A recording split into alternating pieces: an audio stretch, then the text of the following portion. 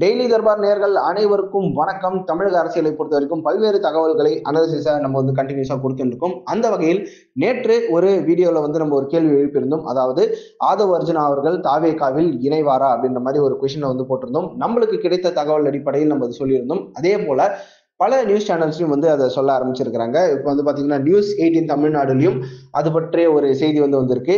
இது மட்டும் இல்லாம இன்னொரு விஷயம் தொடர்பாகவும் திருமாவளவன் அவர்கள் இன்னைக்கு அரசியல் டாபிக்ல ட்ரெண்டிங்ல இருக்காரு.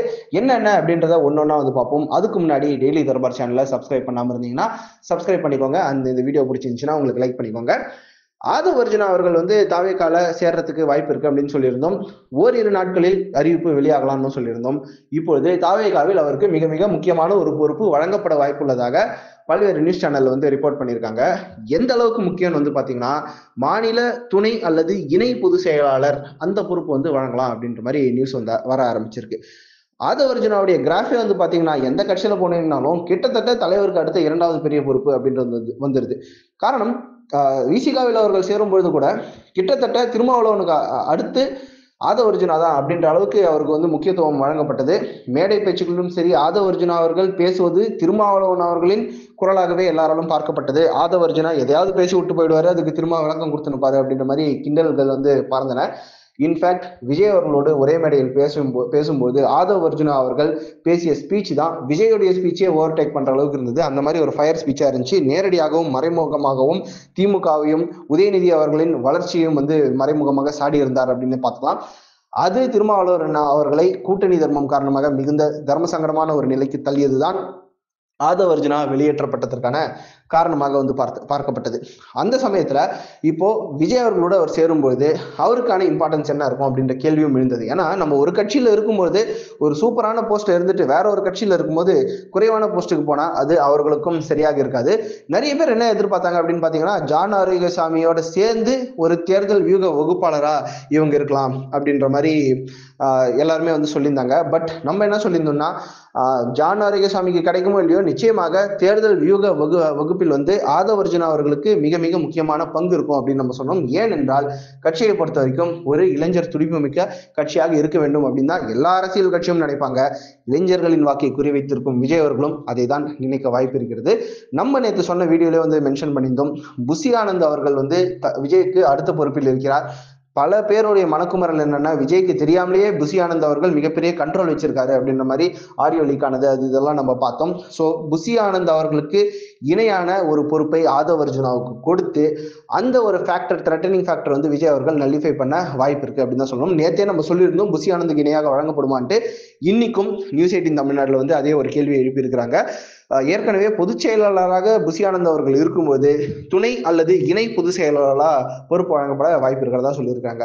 அது என்ன துணை அல்லது இணை அப்படின்னு பார்க்கும்போது, புசி ஆனந்த் கிட்ட என்னென்ன பவர் இருக்கோ கிட்டத்தட்ட அனைத்து பவர் அண்ட் பதவி அது எல்லாமே அந்த ஸ்டேட்டஸ் அப்படின்றது ஆதவ் அர்ஜுனா அவர்களுக்கும் வழங்கப்பட வாய்ப்பு இருக்கிறது. ஸோ விஜய் அவர்கள் தன்னுடைய கட்சியில் இரண்டாம் கட்ட மூன்றாம் கட்ட தலைவர்களை உருவாக்கும் முனைப்பில் இருக்கிறார் அப்படின்றது புரிஞ்சுக்க முடியுது. அண்ட் முக்கியமா பாத்தீங்கன்னா, ஆதவ் அர்ஜுனாவோட இணைப்புக்கு பிறகு பல்வேறு கட்சிகள்ல இருந்து வருபவர்களையும் தாவேகாவில் இணைக்க விஜய் திட்டமிட்டுள்ளதாக நம்மளுக்கும் தகவல் கிடைச்சிருக்குது. ஸோ ஆக்சுவலா இந்த ரூமர் எங்க வந்தது அப்படின்னு பாத்தீங்கன்னா, இந்த ஸ்பீச், இந்த டாக் அப்படின்றது எப்படி வந்துச்சுன்னா, பட்டினப்பாக்கத்துல இருக்கிற விஜய் அவர்களுடைய இல்லத்துல கிட்டத்தட்ட ஒரு ½ an hourல இருந்து 40 minutes வரைக்கும் ஆதவ் அர்ஜுனாவும் விஜய் அவர்களும் நேரில் சந்தித்து பேசினாங்க அப்படின்ற மாதிரி நிறைய தகவல் வந்ததுல இருந்து இதற்கான ரூமர்ஸும் ரொம்பவே ஸ்ட்ராங்கா டெவலப் ஆயிருக்கிறத நம்மளால பார்க்க முடியுது. ஏனென்றால் நம்ம சேனல்ல இதுக்கு முன்னாடியும் சொல்லியிருந்தோம், விஜய் அவர்களும் சீமான் அவர்களும் ஒரே காரில் பயணித்து பல்வேறு விஷயங்களை டிஸ்கஸ் பண்ணாங்க அப்படின்றத நம்ம சொல்லியிருந்தோம். கிட்டத்தட்ட அது பல்வேறு ஊடகங்களிலும் அந்த செய்தி அதுக்கப்புறம் வெளியானது. ஸோ இந்த ஒரு சந்திப்பு மூலமாக தாவேகாவில் ஆதவ் அர்ஜுனா இணைவது கிட்டத்தட்ட ஒரு உறுதியாக இருக்குது. நம்ம எப்போ வேண்டுமானாலும் அதிகாரப்பூர்வமான அறிவிப்பை எதிர்பார்க்கலாம். நம்ம ஏற்கனவே மீண்டும் சொன்னது போல கட்சி ஆரம்பிச்சு ஒரு வருஷம் ஆனாலும் விஜய் அவர்கள் ஸ்லோவா இருக்கிற மாதிரி தான் தெரியுது. இப்போ ஒரு பெரிய எஸ்டாப்ளிஷ் கட்சி பண்ணக்கூடிய வேலையை விஜய் அவர்கள் சாமர்த்தியமாக தொடங்கி இருக்கிறார். மாற்று கட்சியிலிருந்து நபர்களை இணைக்க ஆரம்பிச்சிருக்கார். முக்கியமாக திருமாவளவன் அவர்கள் கட்சியோடு விஜய் அவர்கள் கூட்டணியில் இருப்பார் அப்படின்னு எல்லாரும் எதிர்பார்க்கப்பட்ட போது, திருமாவளவன் அவர்கள் கட்சியிலிருந்தே ஒரு முக்கிய புள்ளியை விஜய் அவர்கள் தூக்கியிருக்கிறார். இனிமேல் எந்தெந்த அரசியல் கட்சியிலிருந்து எந்தெந்த மாதிரி முக்கிய புள்ளிகள் இந்த பக்கம் வரப்போறாங்க அப்படின்றதால தமிழக அரசியல் களம் சூடு பிடிக்க துவங்கியுள்ளது. சரி, வீடியோட ஸ்டார்டிங்ல திருமாவளவன் அவர்கள் 2 விஷயத்துக்காக ட்ரெண்டிங் ஆகிறாருன்னு சொன்னேன்.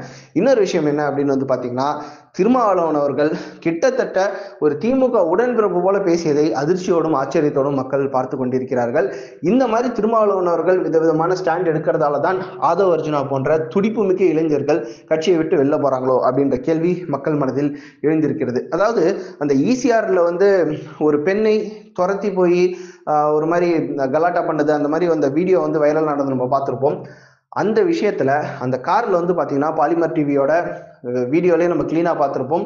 அதுல திமுகவுடைய கட்சி கொடி கட்டப்பட்டு இருக்கிறது. ஸோ எல்லாருமே இது கடுமையாக கண்டித்து கொண்டிருக்கிறார்கள்.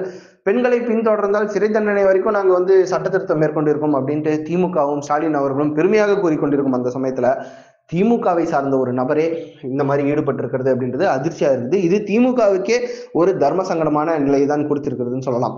பட் இணையத்துல இருக்கிற திமுகவின் உடன்பிறப்புகளே கொடுக்க முடியாத அளவுக்கு பயங்கரமான ஒரு டஃப்பான முட்டை கொடுத்திருக்கிறாரு திருமாவளவன் அப்படின்ட்டு பாஜகவின் மாநில பொருளாளர் எஸ் ஆர் சேகர் அவர்கள் கடுமையாக சாடி இருக்கிறார். திருமாவளவன் அப்படி என்னப்பா சொல்லிட்டாருன்னு பாத்தீங்கன்னா, ஒரு கட்சியோட கொடி இருக்குது அப்படின்றதுக்காகவே அது திமுகன்னு நம்ம முடிவுக்கு வந்துட முடியாதுன்னு சொல்லியிருக்காங்க. எப்பா சாமி, உண்மையிலே இந்த மாதிரியான ஒரு ஸ்டேட்மெண்ட்டை நம்ம எதிர்பார்க்கல.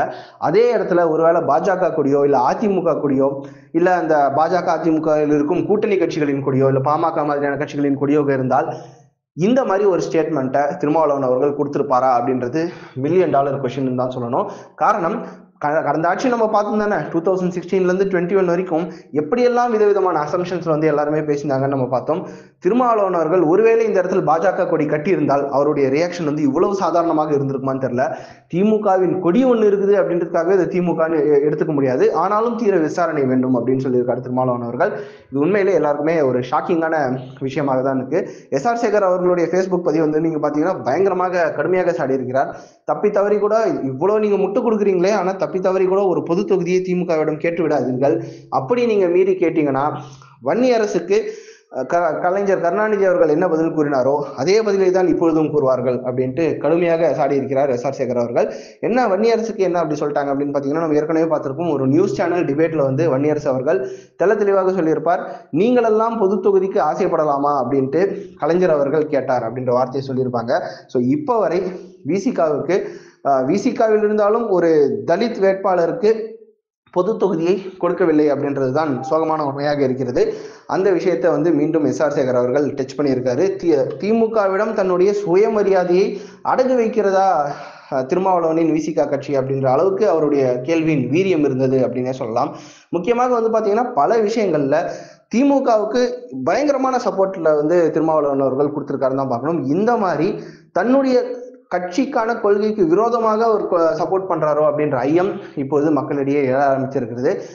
நம்முடைய கட்சியின் வளர்ச்சியை பற்றி யோசிக்காமல் திமுகவுக்கு மட்டும் நம்ம வந்து சப்போர்ட் பண்ணணும், திமுகவுடைய வெற்றி தான் முக்கியம் அப்படின்ற அளவுக்கு இறங்கி திருமாவளவன் அவர்கள் ஆதரவு தெரிவிப்பது ஏன் அப்படின்ற கொஸ்டின் வருது.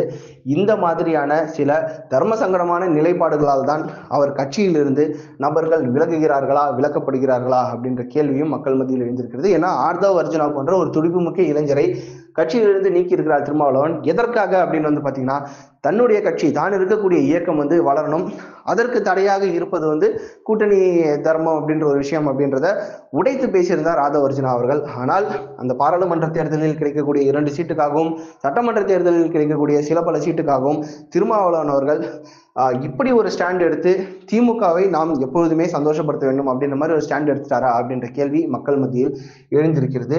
துடிப்புமிக்க இளைஞர்களை இழப்பது அப்படின்றது வந்து ஒரு கட்சிக்கு நடக்கக்கூடிய விஷயம்தான். ஆனா இளைஞர்கள் வந்து நம்ம கட்சியில வாய்ப்பு இல்லை, வேற ஒரு கட்சியில வாய்ப்பு இருக்கு அப்படின்னு போறது வந்து டிஃப்ரெண்டான விஷயம். நம்ம கட்சியில் கொள்கை சரியில்லை, கொள்கையில வந்து ஒரு தளர்ச்சி ஏற்பட்டு விட்டது, கொள்கையில வந்து சமரசம் ஏற்படுகிறது, அதனால நான் வேற கட்சிக்கு போறேன் அப்படின்னு சொன்னா அது அந்த கட்சிக்கு மிகப்பெரிய இழப்பாக தான் முடியும்.